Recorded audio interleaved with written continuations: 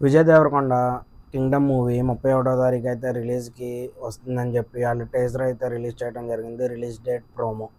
అయితే ఈసారి ఎందుకన్నా విజయ్ దేవరకొండ అన్న చాలా గట్టిగా కొడతాడు అని నాకైతే అనిపించింది. ఎందుకంటే వరుసగా 3, 4 ఫ్లాపులతో ఉన్న విజయ్ దేవరకొండ ఇప్పుడు గనక హిట్ కొట్టకపోతే తను కూడా వెనకబడిపోతాడు. ఆల్రెడీ 'విశ్వక్సేన్‌ని' మనం చూసాం. వరుస హిట్‌లతో వచ్చి మధ్యలో ఫ్లాపులొచ్చి ఇప్పుడు కొంచెం డౌన్ అయిపోయారు. ఇలా సిద్దు జొన్నలగడ్డ కూడా వరుసగా సినిమాలు చేసుకుంటూ మొన్న 'జాక్' అనే సినిమాతో స్టాప్ అయ్యాడు.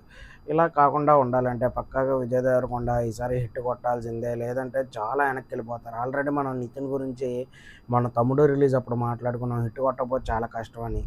ఎందుకంటే వీళ్ళకి ఒక్క హిట్ అయినా పడాలి. 2, 3 ఫ్లాపులు పడిన తర్వాత ఒక్క హిట్ అయినా పడితే వీళ్ళు కొంచెం ఇంకా వీళ్ళ ఫ్యాన్స్ అనేది హ్యాపీగా ఉంటారు.